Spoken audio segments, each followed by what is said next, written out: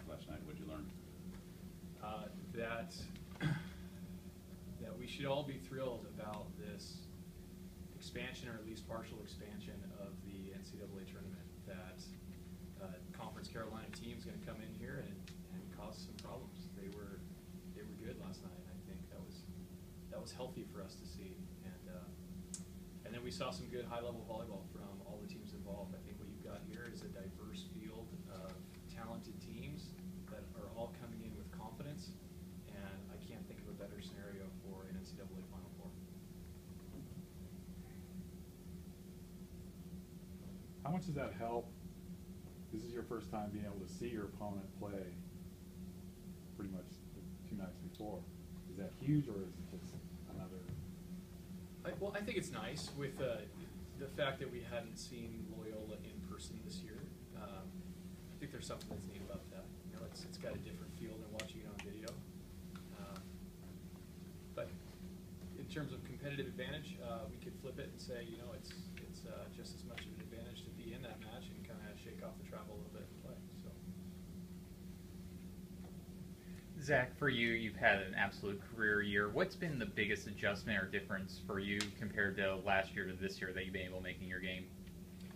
I think one of the main things with me this year is just really not worrying about being tentative. Last year, felt like I had to try and do a little too.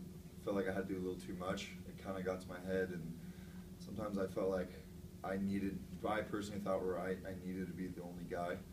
But this year, I've really realized with the guys on the team that we really have strong sets in almost every position, that we have, and I don't know, kind of with the skills and the competitors that we have in the other positions, it's really, I guess, helped clear my thought a little bit about maybe not worrying about just making safe swings or worrying about just keeping the ball in play, where the guys can trust in me that I can really go for my swings and be aggressive from the service line, or even aggressive from blocking and playing defense. And if something goes wrong, my team can back me up, and it just makes me feel really comfortable. So.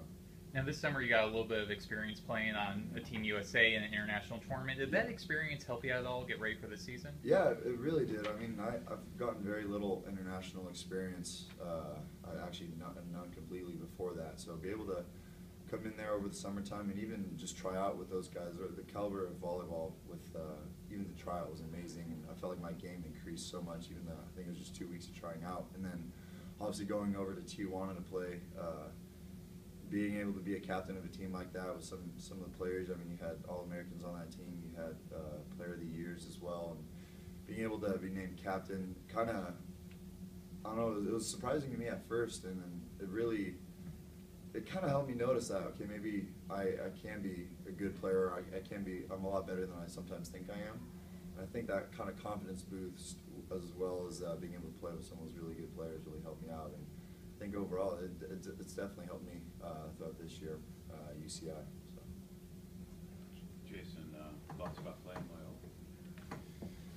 Loyola? I mean, they're a good team. We got to come out prepared.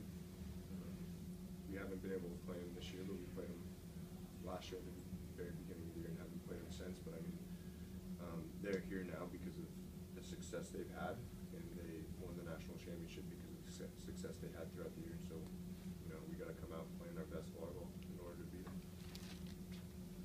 Zach, you want to take a crack at that too, and then the fact that you know some of their guys so well? Yeah, I mean, I know some of the guys pretty well. Like Cody Caldwell, I played against him a lot in high school, and I was actually on the same team as him at Balboa Bay Volleyball Club. Unfortunately, we haven't really gotten to get a good look at them for the majority of this year. Just like what Jason said, we didn't play them during preseason, obviously not during season. And we've gotten a couple looks at them on video, and then obviously went to the match last night, and they're a really solid team. Obviously, they got a lot of the same guys from last year in the championship, and you got to respect that. Obviously, got a game plan from there. Obviously, watch a little more video. But yeah, just picking up on their tendencies. Obviously, I know Cody pretty well. I know how he plays. Thomas Jeske, just with kind of how well he's been playing. Obviously, he's been getting a lot of looks too, so we know kind of his style as well. So, but I think overall, kind of what Jason was saying, I think we more need to worry about our side of the net and what we need to do first, and then we can worry about their side. So. Jason, talking about Loyola, their offense is running at a pretty good clip. What do you guys have to do as blockers to have a good blocking night tomorrow night? I believe that we need to do what we've done all year, and the fact that we've been big on what Zach was just saying, that we got to stay on our side of the net. We don't have to worry so much as to what the other team is doing, because if we just stay disciplined and we keep with the system that we run, we can beat any team out there. And I mean, with the blocking standpoint, it's pretty basic stuff with reading and you know, not moving around, staying disciplined, and getting your hands straight over the net, and you can block balls or free it up so our defense can dig balls. And Coach, just watching a little bit about your practice, I think at times I saw you guys playing cricket, a little bit of soccer. Has that been an emphasis this week on just trying to keep things loose and enjoying the moment? I think that's what this whole experience has been about for us, is not just enjoying the moment. I don't want to take this lightly in the sense that, you know, we've got a bunch of competitors on the team, but you know, it's learning, I think, for these guys to transcend the championship moment and take this into every day, where you figure out that work is going to be a grind, and, you know, raising a family someday for these guys is going to be a grind, and it doesn't mean that you don't get to just enjoy those moments and figure out ways to want all these great things and strive for all these great things in life, and not at the same time, you know, step back for a second and kick the soccer ball around a little bit. You know, that's part of the deal. So yeah, we've been that all year, so I don't see any reason to change that now. Could you assess the other match? Sure. You had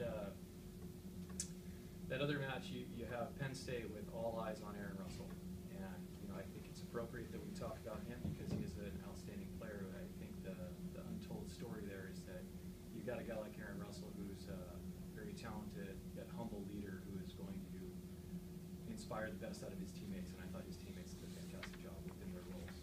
Ultimately, everybody on the team is a role player, and I thought everybody on Penn State's team executed their role, from superstar right down to the guy that just needed to make the 1 or 2 plays.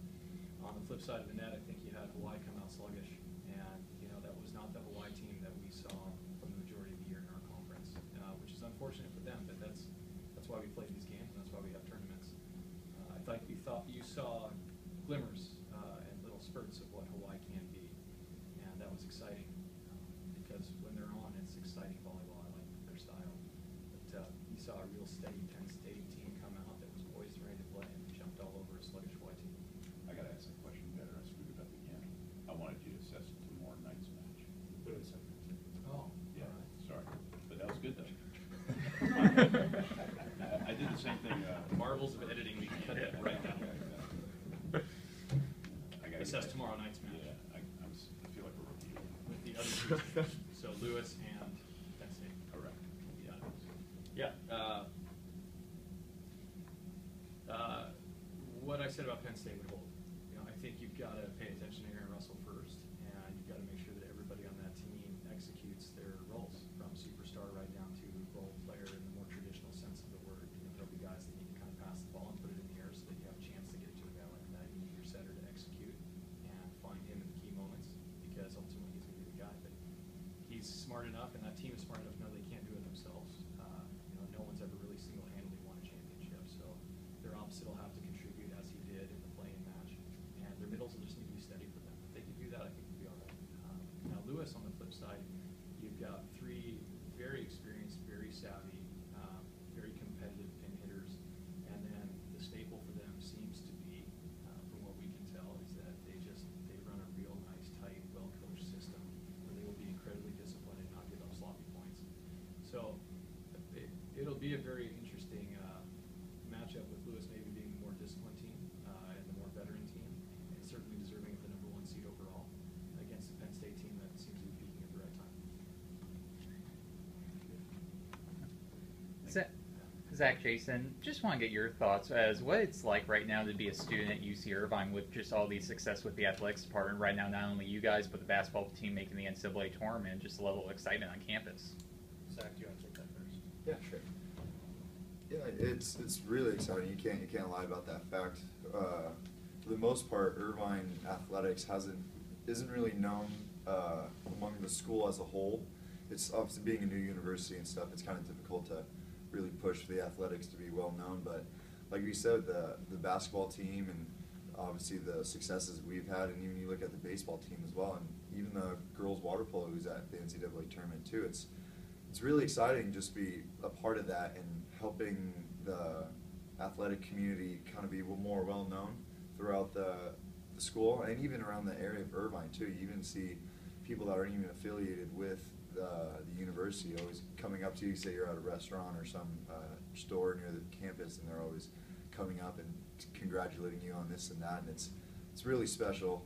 Just, yeah, like what I was saying earlier, with it being such a new university and not being a bigger school with a bigger athletic group that's not maybe getting the same amount of funding that we are and stuff. So see a program like this, yeah, an athletic group like us that's it has to have the more blue collar mentality and really have to grind it out and see the successes of what we've had to work for is really special. Jason. I would. It's really cool. Like what he's saying, we're not necessarily known throughout the whole university yet. You can walk around campus and you're in the athletic department, or you're around in that area, or even at volleyball matches. Like I think against USC, we had close to 3,000 people there, and at that point, you're like, wow, like this is big time. And then you go to the cafeteria, and you might not get anybody saying anything, or people might not know, or oh, isn't the volleyball team pretty good, or comments like that. But I think this year especially, we've done a pretty good job of kind of like marketing and putting ourselves out there and trying to get the whole university to know about the athletics and kind of know what we're doing, and try to get them together and just kind of have that school spirit. And as that's happened, I mean, one thing I noticed that has been a change with that, especially this year, is that somebody sent me a text of a lecture to where it was a picture of me and Roberto Frazzoni, and we were taking pictures with some girls on campus, and it was on the lecture slide talking about our game, and I was like, oh, that's cool, like, I don't know who put that up, but, that's pretty cool. And so it's exciting, and I think that the school is starting to know more so about the athletics, and like what you were saying, the baseball, women's water polo, basketball, and then us, and I think the whole athletics is starting to get better, and more people are wanting to come to UC Irvine. Stacey, they just give you ammunition for a raise? Well, men's soccer went to Sweet 16. I got Yeah. that. So. Oh, I'm sorry. Men's soccer? I'm Failed. sorry. There I you go. apologize. Trying to help. David. Oh, sorry. Just a thought about, I'm sorry. Oh, no. Just a thought about being, carrying the flag for West Coast volleyball. That's right. How about that? Sure, cool. I think we No got. pressure? Oh, I think we got to fly our own flag first. Yeah. But that's a neat deal too. We don't mind being tributes in PSF. David, final question from me. A lot of was made from the Uber volleyball fans about your coaches poll ballot at the beginning of the season when you were the only coach that wasn't voting Loyola #1. And just want to take you back to January, February. Was it something that you were seeing from Loyola that didn't have you go #1, or was it just the good level of volleyball in the MPSF that made you put another team #1? It's a great question. That poll is, as I understand it anyway, an opinion poll. And when I signed on for that, I wanted to get as much clarity as I could.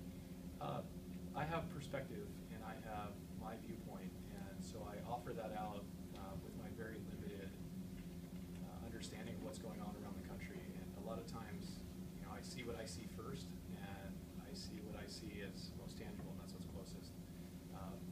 I do really believe that overall, we were playing as a conference. As I was looking around, I had a hard time believing the level of volleyball that was being played night in and night out by some of those teams could have been better anywhere else. But certainly,